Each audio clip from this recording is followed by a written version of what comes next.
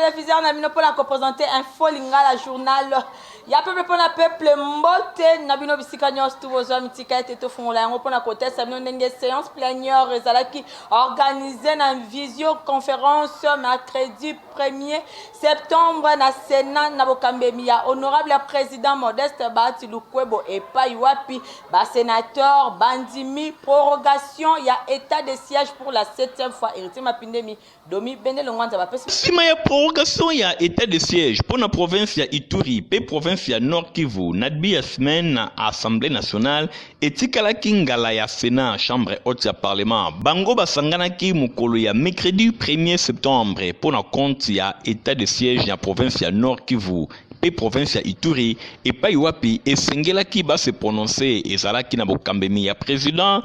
Modeste Bahati Lukwebo ezalaki bongo na visioconférence epai wapi ba sénateur ba examinaki projet ya loi oyo ezali kosenga prorogation ya état de siège na deux provinces oyo ezali bongo ezaliki examiné bosimba ke Modeste Bahati Lukwebo président ya Seni azwaki maloba po na kotalisa oyo esengami na ngambu ya gouvernement nyonso po na ko permettre ba FRDC bayeba na kosala mosala malamu pe bayeba na ko liquider ba groupes armés nyonso bazali ko semer terreur kuna boye sur 109 honorables sénateurs oyo bazali ko constituer chambre haute ya parlement 82 sénateurs ne ba participaki na plénière oyo tango vote esalemaki 82 sénateurs nyonso à l'unanimité bandimaki ko proroger état de siège na province ya Ituri pe na province ya Nord Kivu. Modeste Bahati Lukwebo azwaki maloba po na ko remercier ba honorable sénateur na ndenge ba accorder 7e prorogation po na gouvernement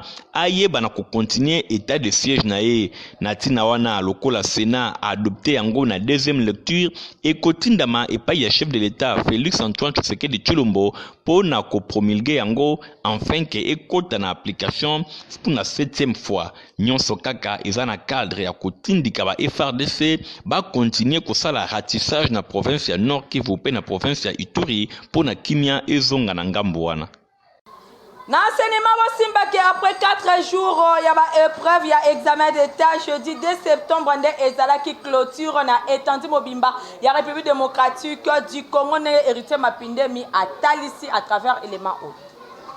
Pendant 4 jours, ba élèves finalistes ya secondaire ba salaki ba épreuve ya examen d'état bisika na étendue nyonso ya République démocratique du Congo boye mokolo ya jeudi 2 septembre nde ezalaki sombele suka bisanga epai wapi ba élèves finalistes basukisaki ba épreuve na bango esengo ezalaki na ebilongi ya ba élèves finalistes nyonso bisika batambolaki au total bazalaki une affaire ya 800 000 élèves finalistes oyo basilisi cycle secondaire nyonso wana après 12 ans d'études boye mbano ekotalisama quelques semaines après publication ba résultat ndenge ekobima boye esengwe ba finaliste nyonso ezali kozwa au moins 85% pour na ko bénéficier bourse excellence ya première dame Denise Nyakero Tshisekedi oyo azali ko prôner excellence bana ba kozwa bourse pour na kotanga na République démocratique du Congo pe kotanga libanda ya mboka wana ekomi souwe pe cheval de bataille ya bana nyonso pour na koluka obtenir ba point ebele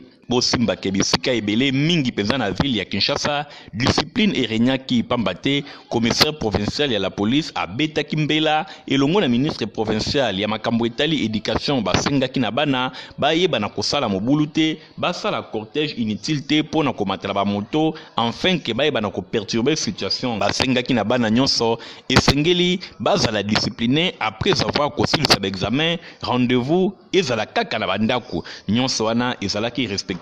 Bonne chance na belle finaliste nyonso ya secondaire oyo basilisi be preuve na bango l'examen d'état pour na koza diplôme oyo ko permettre bango ba entamer enseignement universitaire topé enseignement supérieur na ndenge ya malamu.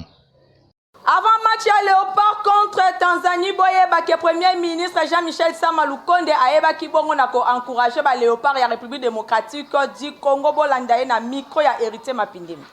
Avant de départ na bango, na ville ya Lubumbashi et Paiwapi, bakobeta match moko très important pour la qualification na bango na Coupe du Monde Qatar 2022. Chef ya gouvernement Jean-Michel Sama Lukonde Kenge a exhorté 11 nationales bakende ko remporter victoire pour honorer image de Marc Yamboka. A talisi détermination et engagement, il y a chef de l'État Félix Antoine Tshisekedi Tshilombo pour soutenir ba léopard. Ezalaki autour ya Dinemoko oyo a offrir bango pour honneur. Nous sur les cas qui na fleuve Congo Hotel. Premier ministre Jean-Michel Sama Lukonde Kenge, en tant qu'ancien ministre des Sports et Loisirs, a prononcé quelques mots pe ba slogan à terrain ndenge kaka ya komotiver bango. Na maloba na chef ya gouvernement na kombo ya président Félix Antoine Tshisekedi Tshilombo a encouragé ba 11 national. Alobi na yé na suite au na message au chef de l'État a pesi encouragement bino boyebi yango déjà yé azali premier sportif ya mboka na biso à travers message na yé azali message moko ona nation mobimba et pas ya ba léopard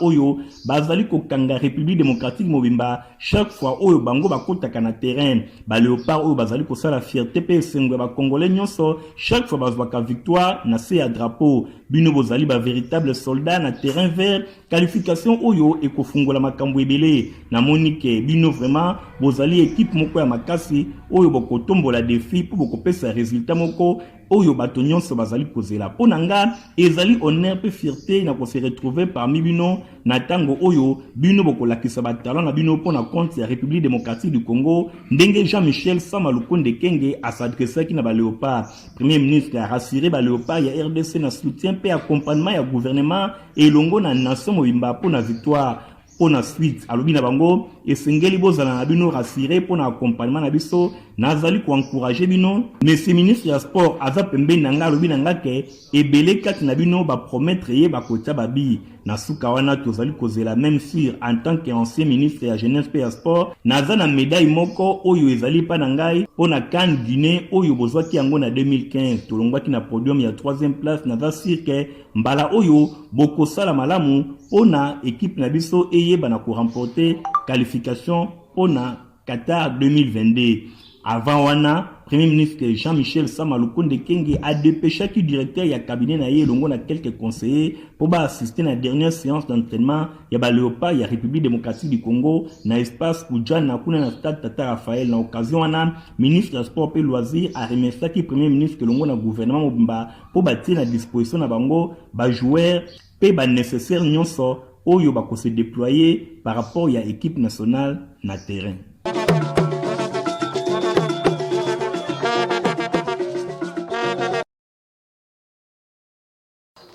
Province ya Kinshasa tokende bongo na province ya Ituri mingi na route numéro 4 pona côté sabino ndenge ba ADF basalaki ba attaque moko ya makasi mercredi 1er septembre héritier mapindemi apesi mino ba dételement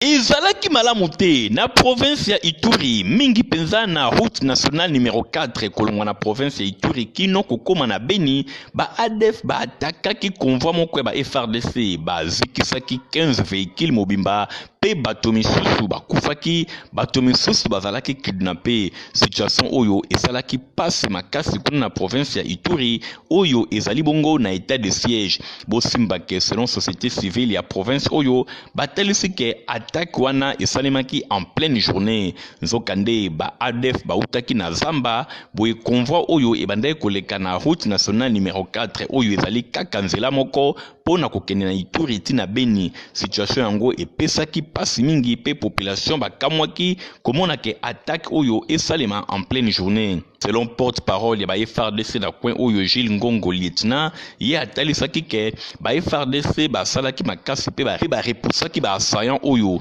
ebele pe kati na bango bakufaki pe misusu bazalaki capturé nyonso wana ba ennemi bazali koluka ndenge nini kolongola crédibilité ya ba FRDC pe koyindisa mitema ya population ayeba na kotelemela ba autorité na ye par rapport ya guerre asymétrie oyo bango bazali komene kasi yango tende ekozongisa ba FRDC sima bango bazali toujours déterminé ya kosukisa lolendo ya ba groupes armés mingi penza ba ADF oyo bazali kotungisa population na province ya Ituri pe na province ya Nord Kivu. Inda qui m'a bien mercredi 1er septembre na Metelsat ba agent pe ba travailleur ya entreprise oyo bazo senga départ ya comité de gestion na bango héritier mapinde mi Jérémy Makambo bazala ki sima na compte ya info lingala. Moto oyo bozali komona epeli bongo liboso ya bureau ya Metelsat kuna na commune ya Ngalima epai wapi assemblée générale ya ba agent oyo intersyndical ya Metelsat et organisaki bazalaki wana pona kosala restitution par rapport ya ba démarche oyo bango basalaki epai ya ba agent bosimba ke bayaki koyebisa ke compagnie na bango ezali kotambola malamu te comité de gestion ya Metelsat azali ko gérer malamu te nzokande na kati kuna ezalaki restitution pona kotalisa eloko nini esalemi na niveau ya intersyndical ba travailleurs nyonso bazalaki bongo unanime balobi mikolo eleki ministre ya transport Chéribin Okende alekaki kuna pona ko constater ndenge mapangu ezali kotekama mais gestion ezali komonana kasi eloko moko ya malonga ezali kosalema te na tina wana aprometaki akozongela bango tope akoza ba décision esengeli pour ba travailleurs ya Metelsat ba se retrouver kasi eloko moko bazali komona te nzokande na kati ezalaki assemblée générale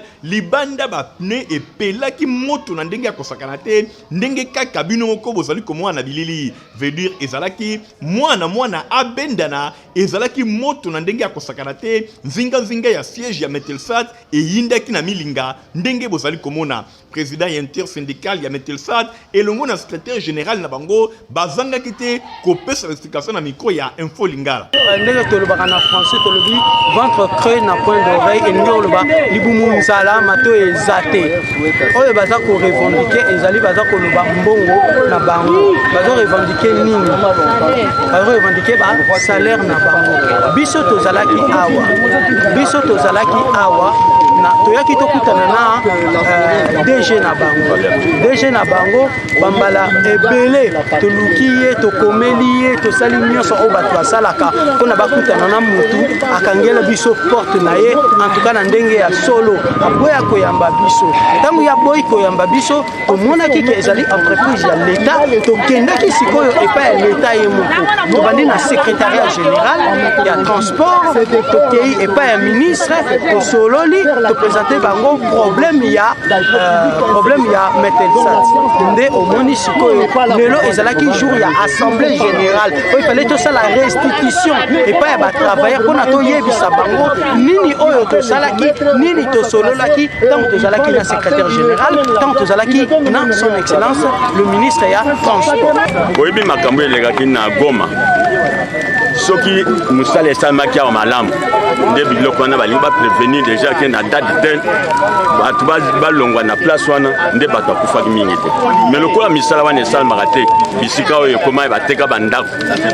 donc bamatériel oyo ya kopesa badonné fiable eza susu malamu te nde yango wana ezomona ke Congo toza na baproblème puisque mosala ya malongwa ezosalama te mpo na nini puisque bato bazotia bakonzi na mosala bazoyeba te rôle na bango ya bazojouer mpona mosala etambola malamu mpo ke RDC ezala mboka oyo eza koenvie bato nyonso. C'est pourquoi tosengi chef de l'État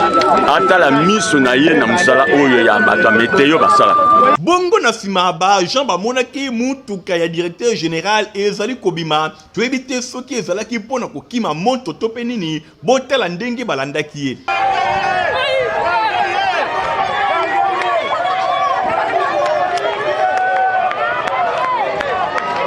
Bosenga ba agent pe ba cadre ya Metelsat ezali komona l'état ayeba na ko régulariser problème na bango ba se retrouver pambate bango balobi comité de gestion azali kokoba koboma entreprise na bango. Boye bisa ministre aya kozwa comité de gestion na ye ya entreprise de l'état akende na bango so akomi na Kitambo alandi zela ya bandal akomi na Selemba atiki bango koto continuer na musala oyo malamu atika bango na Selemba sima bandal ndako ya pembe ezalaka wana na région Bosimba ke youth comme RDC bazak organiser des grandes journées ya prière ko banda vendredi 3 septembre après clôture nango ekosalema samedi 4 septembre na stade Vélodrome ya Kitambo elongo na ba oratrice lokola Ketia Olangi pe Grâce Coutinho na mama na likambo relève-toi et combat. Michael Bristoto a pesi bino ba détail. Kinshasa ngonga ekotelema mpe kobunda ekoki ntango ekomi yo mpo tombola moto na yo tala ntina yo comme RDC ebongisi mibange na 2 grandes journées ya bapriere ya mokwake mpe ya pukula veut dire oyo epindolaka elongo na basi oyo bapakolama ya nguvu mpe oyo baza koimpacte monde otudinga eza banani ye yuka Ketia Olangi, la femme combattante, moi si oyetika satana na défaut na mabondeli. Laisse qu'on te critique. Laisse qu'on te calomnie. Celle-là, ne va jamais arrêter. Ce que Dieu a prévu pour toi. Grâce Coutinho, la femme de feu, moi si mon sakoli, prophétie pe voyant c'est pas naïe et sopanaka. Je n'entends pas. On va traumatiser quelqu'un ce soir. Changement de mélodie. Est-ce que je peux prophétiser? Rendez-vous est vendredi 3 et samedi 4 septembre 2021 de 15h à 17h na stade Vélodrome ya Kitambo et Longona Basi et Pakwa Ketia Olangi pe Grâce Coutinho. Tiam ya milulu oeza relève-toi et combat. Kozanga rendez-vous oyote. Mbula yango ekomi kopusa na boyebi ke saison de pluie eza saison oyo ebebisaka basapatu bowelisa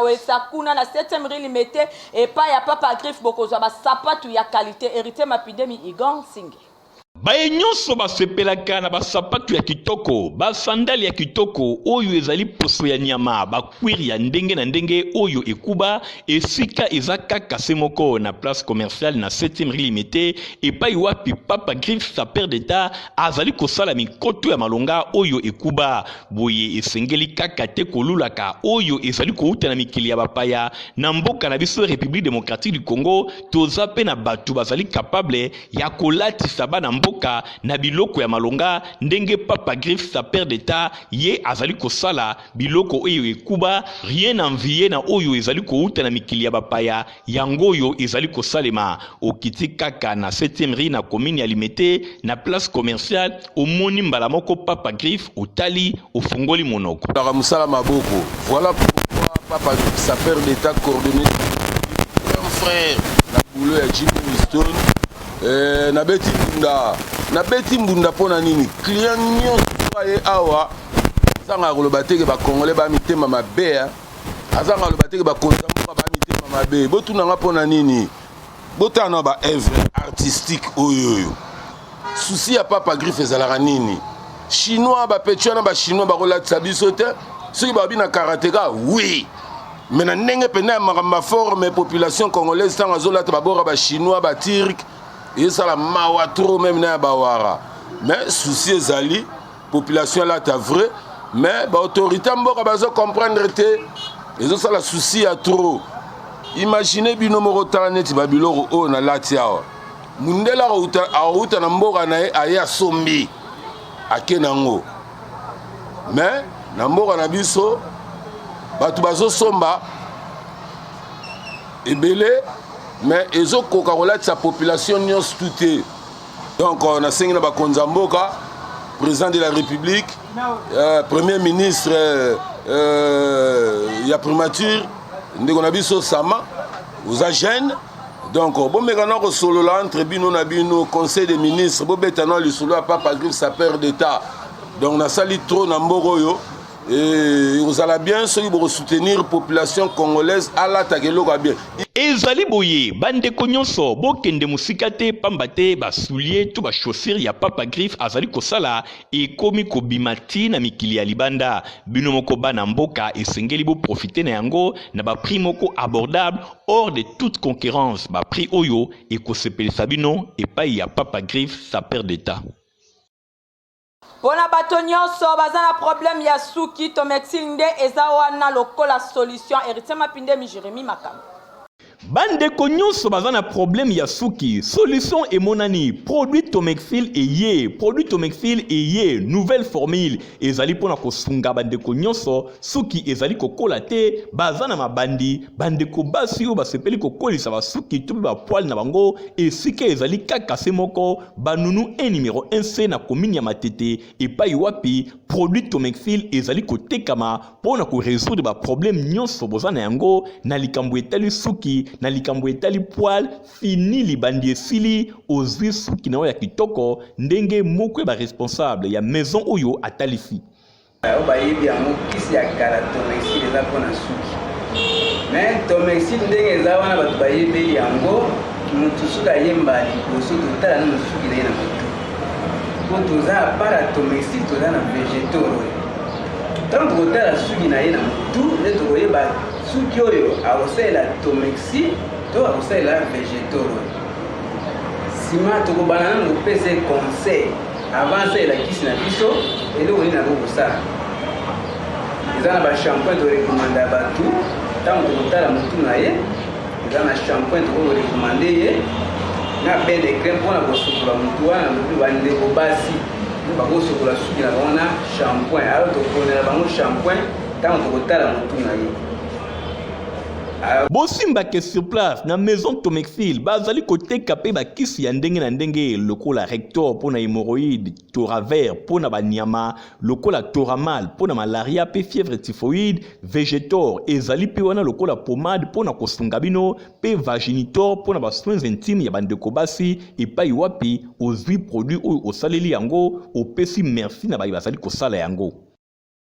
Potifa pezali potopoto ya malonga o équipé acheté ozala mwana to mokolo bino nyonso bosengeli komela yango Stéphanas Kandi. Les amis, je vais vous parler de Diaming. Comment est-ce que Diaming nous a soutenus durant toute notre évolution dans notre santé?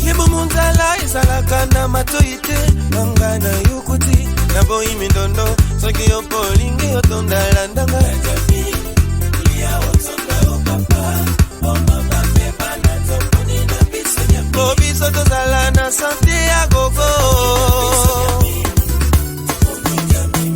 Yukuta Mama lelelele Bota bana Congo Mama lelelele Kaya bana kofwe Mama lelelele Énergie, vitamine, minéraux, protéines, sana Diaming Diaming eliamina ba Congo Diaming eliamina kwa tere Diaming eliamina ba Ndu Diaming eliamina kaseka tanga Diaming la Congo c'est Diaming mama mama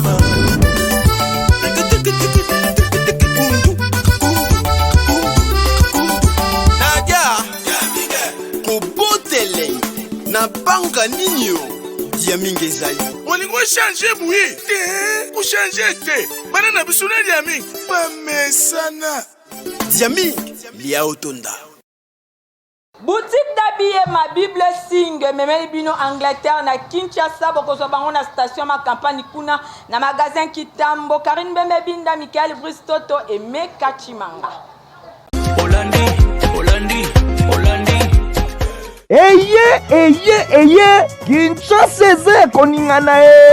botala batu bamemi Angleterre na kin bango yeyo Maison Bible Sing basilisi complexe ya poto ndenge kaka boza komona awa na Maison Bible Sing batekaka biloko ya ndenge na ndenge veut dire divers ya kosakana te kasi awa kokuta barticle ya kanda ya mokwake oyo epo bavoisin ezala jamais po bango na bango kuna différence ya mai na mafuta na Bible Sing bokokuta cosmétique bokozwa ba lotion na ba crème ya ndenge na ndenge oyo eza importé avec qualité ya nyama pona baloposo na bino ebonga ezala sembe ebongo pona bino ba jeune fille ya swag ya Android ba bon tonton pe ba homme na ba femme de valeur parfumerie oyo eza awa pardon baza na ba parfum kuba na ba couloir bokokutana na ntunga ata oyo te jamais bokokuta yango pona bino ba sportif awa bokokuta tout sorte ba équipement sportif baza pe na ba lustre ya kanda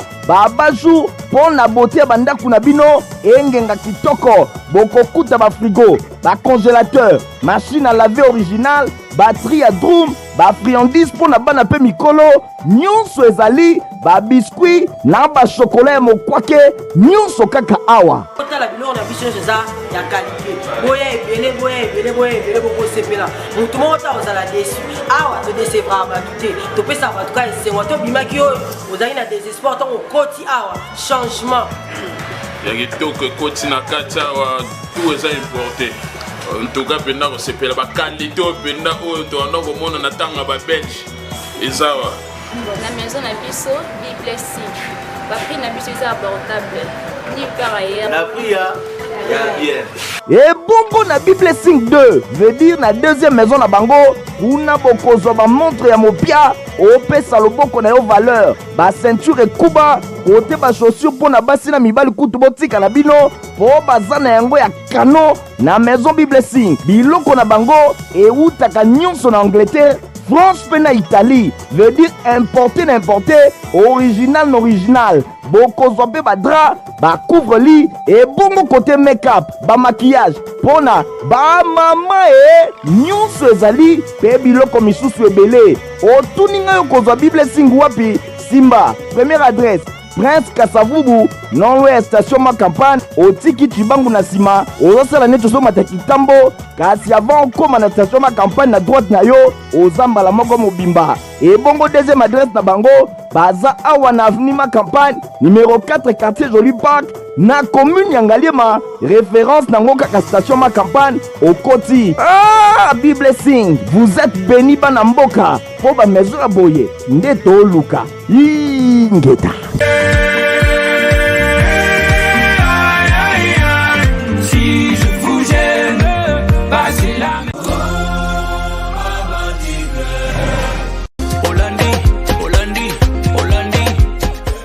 Akufaki Mikolo Eleki, Guy Mario, artiste comédien, ya groupe Muyombe Gauche, boyebake, nzoto na bimaki jeudi 2 septembre pe bokundami et salemaki le même jour na sima ya ba hommage ya ba collègue na yepe bato ya ndenge na ndenge Ritema Pindemi Igong Tingi bazalaki kuna na compte ya Info Lingala.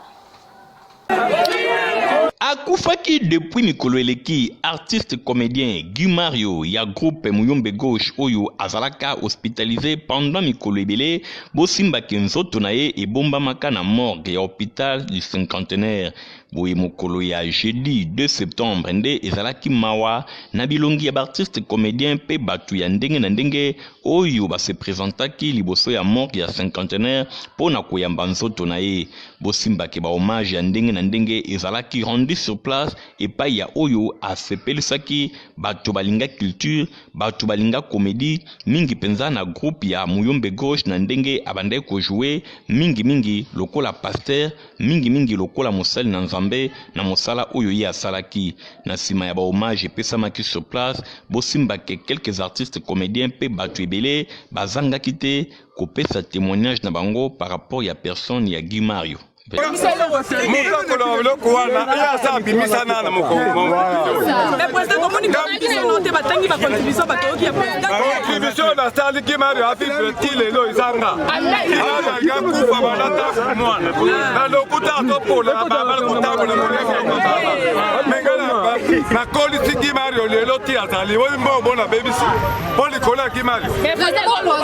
Vraiment.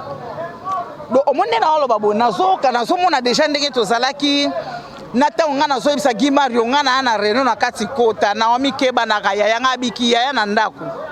omoni soka to bimika na siège ki ya ye bandi awa na amu continue kota keba na ona omi ya na amu sala nzambe nga na se kutu mukimo sala nzambe kutu tika na yo kota omuna atelemi akoti ya seki nga bisinga keba na yo nga bisinga biyonde keba obanga mukonsité donc tozalaki na relation moko tokoma iloko la famille. Nasima ba hommage sur place na hôpital du cinquantenaire, nzoto amowei et se dirigeaki na place des artistes na commune ya Kalamu epai wapi batiaki plaque na ye na monument wana pe basalaki quelques minutes bongo nasima cortège et se dirigeaki na nécropole entre ciel et terre na commune Ansele epai wapi artiste comédien Guy Mario akopema pona libela. Junior Moloao. Merci. Amaya Kishasa Makolo. Nelema ya matanga OND pesinga nzela na boucle journal ya peuple pona peuple soki bo sepela kinango bo pesa merci na Anamon Poupa oya kumbela ki édition na sima caméra tozala ki bongo na Igor Ting journal ezaki monté et pa na moko ingénieur Christian Kiangebeni info lingala ezalaka toujours supervisé kaka ndenge na mesana koloba et pa na moko héritier mapinde mibandeko boti kala malamu ngala bino to kuten semaine prochaine kimia o mabota mabino au revoir.